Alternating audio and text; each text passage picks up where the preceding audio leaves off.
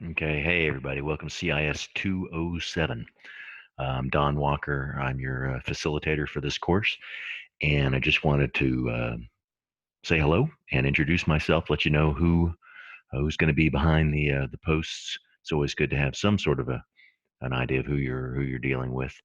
I've been with the University of Phoenix for about 16 years in a part-time capacity. I'm a retired Air Force communications officer, IT, since about 1988 is when I got into technology as a programmer, working on C, Pascal, Oracle databases, those sorts of things. So I've been in IT for years and years and years, and I've taught this course in one form or another, like I said, going back 16 years. I remember Outlook Express when we held classes online, but it was really more news groups. It was really primitive compared to today's technology. Um, so through the years, things have evolved greatly. This class won't have a synchronous uh, component to it where we get together. Um, but I'll go into that a little bit more in a different video. This was really more to just to say hello, especially in light of recent events. Everybody's unsure of the economy, unsure of what's next. But um, recent events have shown us that people that know information technology um, are the ones that are working in an area that can help us stay connected, help us stay, um, stocked up with supplies. Amazon's still running, even though the smaller stores are cutting back staff.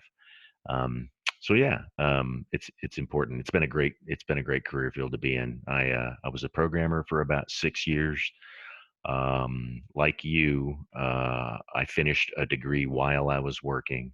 I didn't graduate with my bachelor's degree until I was 30, and I got selected for officer training school and became. I went from being an enlisted programmer to being a communications officer.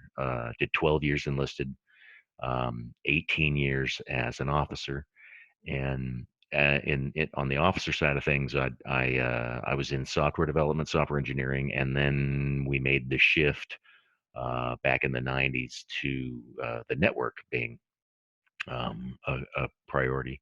So I got a master's degree in telecommunications and moved into. I ran a network control center for a while, so we had all the usual, firewall, domain server, file servers, um, storage area network, that sort of thing, and then all the technicians that kept it running for an Air Force base of about 3,500 users. And I've ran a web development shop for a little while, a testing laboratory for a while, software engineering processes.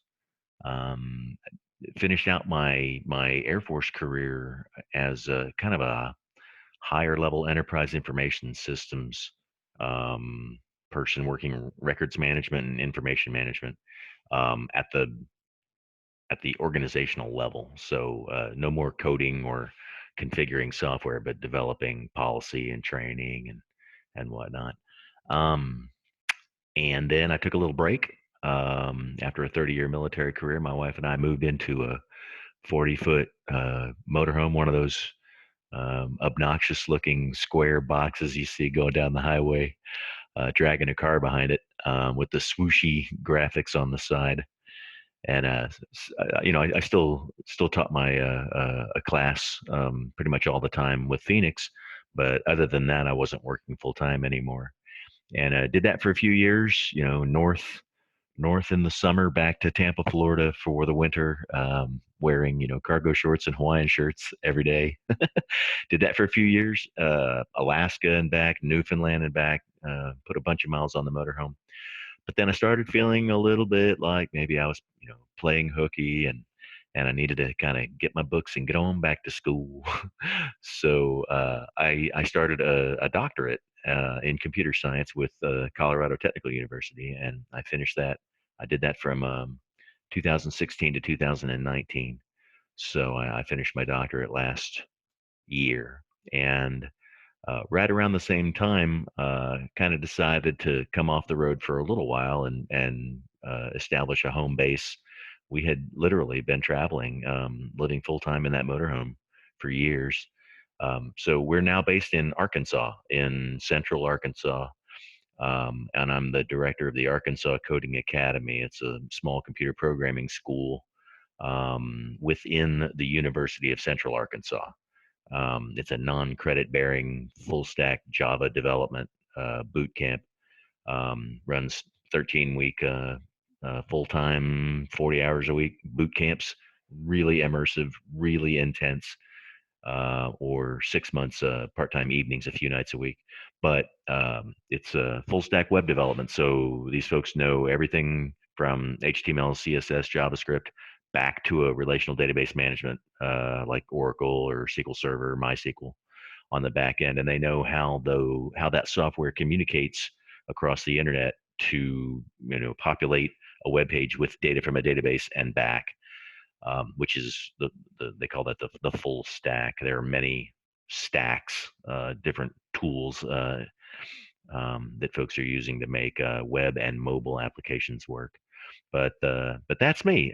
When I'm not um, running the coding academy or teaching the occasional class, I got a few hobbies. Like I said, love traveling in the RV, but mainly I play guitar and sing, or I try to sing anyway. I do a lot of like Jimmy Buffett, Johnny Cash. I'm that guy in the corner strumming a guitar and that everybody's ignoring uh, out at the patio at bars and restaurants. Yeah, I got a